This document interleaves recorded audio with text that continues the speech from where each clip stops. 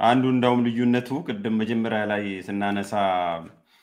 የተውነው እዚህ ጋር ነው ተገቢ የሚሆነው ብዬ ማስበው ኢትዮጵያ ላይ ጄንዚ ያለን ወይ ነው በሌላ መልኩ አሁን አመራሩ ነው ቅድም ያልነው ራኬላ ግን ጄንዚ ያለን ወይ ሌላ ሀገር ሙሉን ቅድም እንዳልከው የመጽሐፍ ከተመረቀ በኋላም ለውጥ ያመጡ ከዛ በፊት የሚያመጡ ጄንዚ ስለነበራቸው ነው አንድ ትውልድ ወጣት ትውልድ በእድሜ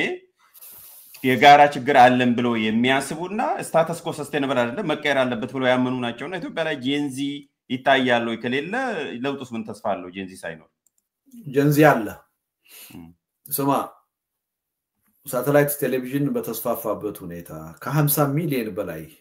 ስማርት ወይ ሞባይል ፎን ባለበት ሀገር ጄንዚ የለም ማለት አይቻልም ዲጂታል ጄነሬሽን አለ አሁን ኢትዮጵያ ውስጥ የሌለው ምን መሰለህ ይሄ ኃይል በሰላማዊ ህዝባዊ ቢተኝነት እንቅስቃሴ ለውጥ አመጣለሁ ለውጥ ማምጣት ይቻላል የሚል እምነት ግን የለው ገና ነው በበቂ ሁኔታ አልፈጠረም እንጂ ጄንዚ አለ ኢትዮጵያ ውስጥ እንዳውም ከብዙዎቹ ሀገሮች አሁን ይሄን የጄንዚ ሪቮሉሽን ካካሄዱት ሀገሮች በ4 እና በ5 እጥፍ በቁጥር የበለጠ ጄንዚ ኢትዮጵያ ውስጥ አለ ስማርትፎን የሚጠቀም ሳተላይት ዲሽ ነው ያየ የሚውል ስለ ዓለም ኤክስፖዠር ያለው ኃይል አለ እኔ ቅድም ስለ መጽሐፍ የሳውራ ሰምተሃል አይደል ከዩኒቨርሲቲ ፕሮፌሰር እስከ ሃይ ስኩል ተማሪ ድረስ እስከ ቀበሌ ድረስ እስከ ወረዳ ድረስ በጣም ሪሞት የምትላቸው ዳር የምትላቸው አካባቢዎች ሁሉ ነው ኮንታክት የሚያደርጉ ያ የሚያሳይህ ምንድነው የሶሻል ሚዲያ ተጠቃሚዎች ናቸው ዋይፋይ እየተጠቀሙ ነው ኢንተርኔት እየተጠቀሙ ነው ስለዚህ ጄንዚ አለ ችግሩ ያለው ምንድነው ሌላ ሀገር ያለው ጄንዚና እኛ ሀገር ያለው ጄንዚ ሰላማዊ ህዝባዊ ቢተኝነት ትልቅ ጉልበት መሳሪያ መሆኑን በመረዳት ረገድ ልዩነት አለ እኛ ገና ምኑን ጄንዚ ሆነታል እሱን እኮ ነው ያልኩት እኔም በይዘት እንጂ በእድሜማ 2/3ኛው ኢትዮጵያ ህዝብ ወጣ ከ25 በላይ በታች ነው እድሜ ብቻ አይደለም ጄንዚ የሚያደርገው እኮ እድሜ የቴክኖሎጂው ተጠቃሚ መሆን ነው የኢንፎርሜሽን ቴክኖሎጂ ተጠቃሚ መሆን ነው አክሰስ ያለው መሆን ነው ይሄ አለ ቁም ነገሩ ያለው ይሄ ትልቅ ፖቴንሻል ነው እኔ ለውጥ ማምጣት እችላለሁ ያ ለውጥ ደግሞ መምጣት የሚችለው በትጥቅ ትግል በመናም ሳይሆን በህዝባዊ ቢተኝነት ነው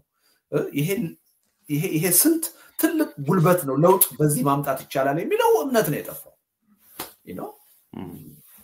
ኢትዮጵያ ውስጥ ወታደር አለ አይደል እንዴ ሰራዊት ግን ዲሲፕሊን ያለው ሰራዊት ነው ያለው አይደለም ዲሲፕሊን የሌለው ሰራዊት መኖሩ ሴቶችን የሚደፍር ንጹሃንን የሚገል ሰራዊት መኖሩ ኢትዮጵያ ውስጥ ሰራዊት የለም ሊያስብል አይችልም ሰራዊት አለ ግን ስለንቦናው ዲሲፕሊኑ የተለያየ ነገር የጄንዚን ጉዳይም ካየን ያ ነው በጣም ጥቂት የሆነ ፖፑሌሽን ባለበት አገር የተፈጠረው ጄንዚ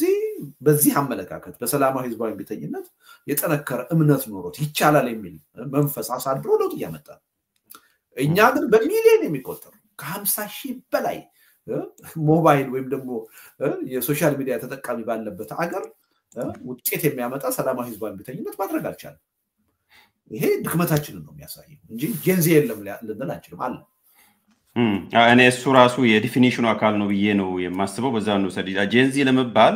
አንደኛ ትራይብለስ መሆኑ ራሱ ኮንስቲቲዩቲቭ ኤሌመንት ነው የዲፊኒሽኑ ራሱ ጄንዚ ለመባል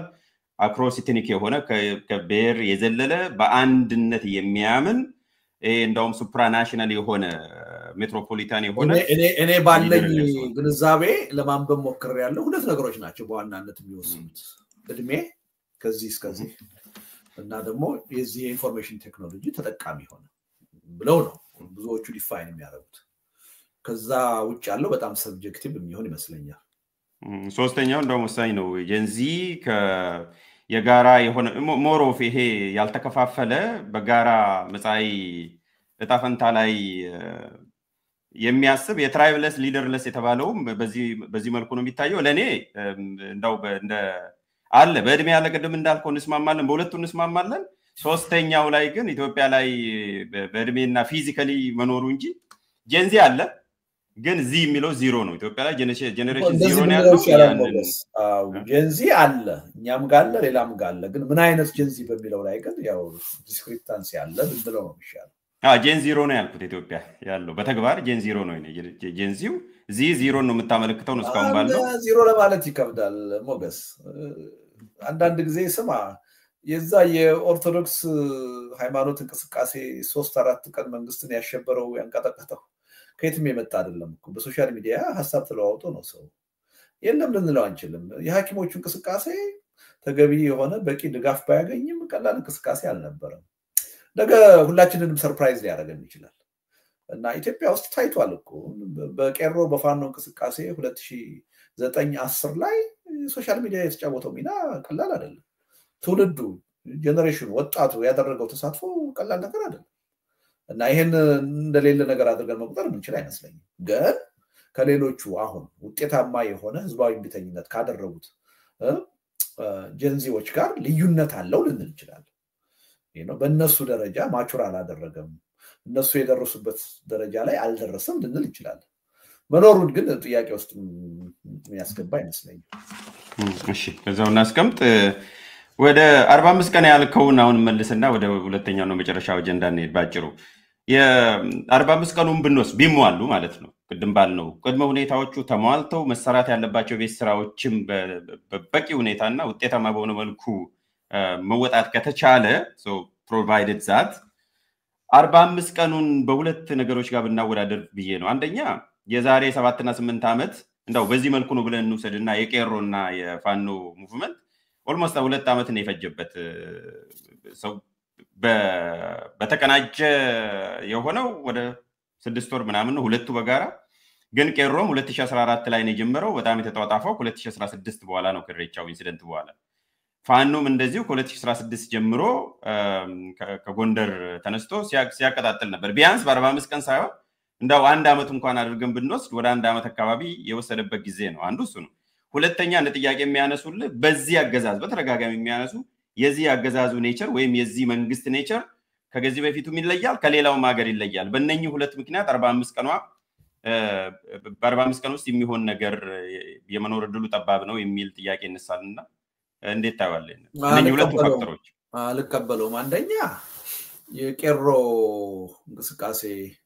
በተወሰነ ደረጃ የፋኖ እንቅስቃሴ ነበር አማራ ክልል የተካሄደው እነዛ 11 ቅድመ ሁኔታዎች ባልተሟሉበት ሁኔታ ነው ባልተሟሉበት ብቻ ሳይሆን አስፈላጊነታቸው ፖለቲካ መድረኩ ላይ ባልተነሳበት ሁኔታ ነው በድርጅት አይደለም በድርጅቶች ጥምረት በድርጅት የተመራ አይደለም በእቅድ የተመራ አይደለም በሐሳብ የተመራ አልነበረም በስሜት ነው የተመራው እና ያን ያህል ረጅም ጊዜ ቢወስድ አይደንቀኝም ማለት ነው እነጀዋር ግን በሌላ እነጀዋር ግን አይስማሙም በእቅድ ነው የመራ ነው ሊሉ ይችላሉ ጠይቃቸው እነሱ እንግዲህ እኔና መልካከት ነው ነገር ሲሉ ስለሰማው ነው ግረ መንገዱን እንትልበል ብዬ አይ እኔ እንግዲህ ጀዋርን እኔ እስከማውቀው ድረስ ስናወራም ካለፈው ስተት መማር አለብን ይያለ እንደሚናገር ነው ማቀው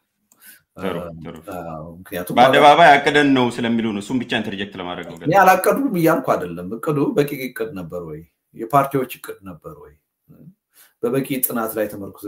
የተደረገ እቅድ ነበር ወይ አይደለም ይሄን ደግሞ የምናገረው ሞገስ ዛሬ እንዳይመስልህ 2007 2008 የቄሮ እንቅስቃሴ ሲጀምር የፋኖ እንቅስቃሴ ባህር ዳር ጎንደር ሲጀምር በተደጋጋሚ ቃለ መጠይቅ ሰጥ ነበር ጽፍ ነበር ይሄ የሚደረግ እንቅስቃሴ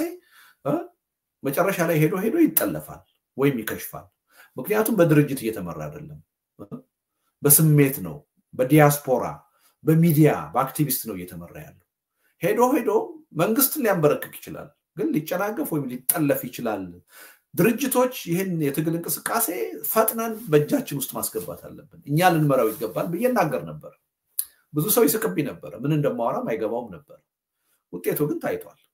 ዛሬ አይደለም ያንንም ስለው የነበረ ነገር ነው ማለት ነው in hindsight ወደ ኋላ ተመልሼ እየተቻው አይደለም ያ ሊሆን እንደሚችል ሊጠለፍ እንደሚችል ጥርጥር አልነበረኝም እና አሁንም ቢሆን ያልኩ ያለሁት እነዛ 11 ሁኔታዎች በተሟሉበት ሁኔታ ነው 45 ቀን ወደ መጀመሪያው ጥያቄ ነው እንደገና ይመለስከኝ ሞገስ እነዛ 11 ጥያቄዎች ካልተሟሉ ከአንድ ዓመት በላይ ሊወስድ ይችላል ወይም ደግሞ ካልከው ከ7 ከ8 ዓመት በላይ ሊወስድ ይችላል ጭራሽም ላይሳካ ይችላል ኢቭን ተሟልተውም ያልኩት ለዛ እኮ ነው ግን ተሟልተውም ቢሆን 45 ቀን ካላጠረም ወይ ነው ይለኝ ከተሟሉ ሶስተኛውን ሳምንት የሚያልፍ አይመስለኝም አሁን ያለው መንግስት በነገር ላይ ስለ መንግስት ስታወራ በ27 ዓመት የነበረው መንግስትና አሁን ያለው መንግስት ለኔ አንድ አይነት አይደለም የተለያየ ምን ነው የሚለያየው ያሁኑ የበለጠ ደካማ መንግስት ነው ያፈና ባህሪውንም ካየን አምባገነንነቱንም ካየን የሴኩሪቲ አፓራቱስንም ካየን እጅግ በብዙ ርቀት ደካማ አሁን ያለው በህብረተሰብ ውስጥ ያለውን ብሶት ካየን ሮሮ ካየን ያነውና ያሁኑን ማነጻጸር አንችልም ያሁኑ የበለጠ ያኔ የተወሰነ ህብረተሰብ ክፍል ሊሆን ይችላል ብሶት አለብኝ የሚለው አሁን ሁሉም ህብረተሰብ በለተለት ኑሮ ጭምር የብሶቱ አካል የሆነበት ሁኔታ ነው ያለው። የቴክኖሎጂውን መስፋፋት ካየን ያኔ የነበረው ሞባይል ፎን ቁጥር ወይም ደግሞ የሶሻል ሚዲያ መስፋፋት ካሁኑ ጋር የሚነጻጸር አይደለም። በጣም ውስንና በጥቂት ከተሞች የተወሰነ ነው የነበረው። በቀላሉ ኢንተርኔት እየዘጋ መንግስት የሚያስቆመው ነው የነበረው። አሁን እኮ መንግስት ኢንተርኔትን መዝጋት እኮ የሚችልበት እኮ እድል አይደለም ያለው። ኢንተርኔትን ከዘጋ የመንግስት መዋቅር ራሱ ኢኮኖሚው የሚቆምበት ሁኔታ እኮ ነው ያለው። አስቸጋሪ ሁኔታ በብዙ መልኩ ካየነው ያኔና አሁን ያለው መንግስትም አንድ አይደለም። በአፋኝነቱ ራሱ አይነጻጸርም። ይሄ አግሬሲቭ ነው። ብዙ ሰው በአንድ ጊዜ ሊገል ይችላል፣ ግን የበለጠ ብሶቱን ያቀጣጥለዋል እንጂ መፍትሄ ሊያመጣ ይችላል። ፓወር ኮንሶሊዴት ያደረገ አይመስልም። የብልጽግና መንግስት ዛሬ ላይ ከዛሬ 3-4 ዓመት ጋር ስታወዳደር የበለጠ እንደውም ፓወር ኮንሶሊዴት ያደረገ አይመስልም። ያኔ የነበረው መንግስት ከነ ችግሩ ከነ ድክመቱ ኦልሞስት 100% በሚባል ደረጃ ኢትዮጵያን የሚያስተዳድር መንግስት ነው የነበረው። አሁን እኮ በ7 ዓመት ውስጥ እኮ መሃሉን ዳር እያደረገ ያለ መንግስት እኮ ነው። የሀገሪቱ ጠቅላይ ሚኒስትር ለቀምት ለመሄድ ባህር ዳር ለመሄድ ብርቅ የሆነበት እኮ ነው። ዜና እኮ ይሰራል ባህር ዳር ደርሶት መጣ ተብሎ። ትግራይን ያስተዳድራል ያሁኑ መንግስት። ጠቅላይ ሚኒስትሩ መቀሌ ደርሶ መምጣት ይችላል? አይችልም። አንድ አይነት አይደለም። ከአዲስ አበባ ወጥተህ እኮ መግባት አትችልም። ያኔ እኮ የነበረው ሁኔታ እንደዚህ አይደለም። እና ሪሊ ማነጻጸር ካለብን ልዩነት አላቸው። አሁን ልዩነት አላቸው። ግን የአሁኑ መንግስት ምናልባትም በታሪካችን አይተን በማናውቀው መጠን እጅግ ደካማ መንግስት ነው። በመቀጣጫ ብቻ የሚያምን በጭካኔ ብቻ የሚያምን ነው። አሁን ስማ አብዮታዊ ዲሞክራሲ የሚባል እኮ እናምንበታለን እንሞትለታለን የሚሉት የራሳቸው የፖለቲካ መስመር ርዕዮተ ዓለም ነበራቸው። በ27 ዓመት ስርዓት ሽጣቸውን ገትረው የሚከራከሩለት ወታደሩም ነበራቸው። ወታደሩም እንደዛው የአብዮታዊ ዲሞክራሲ አሁን ያለው እኮ ምንም የሚያምንበትም ነገር የለም። ስልጣንና የፖለቲካ ስልጣንና የኢኮኖሚ ጥቅም ያስተሳስረው መርህ አይደለም፣ የሀገር ጉዳይ አይደለም ያስተሳስረው። 1/10 አንብቦት ከሆነ ወራረዳለው የብልጽግና አባል የመደመርን መጽሐፍ።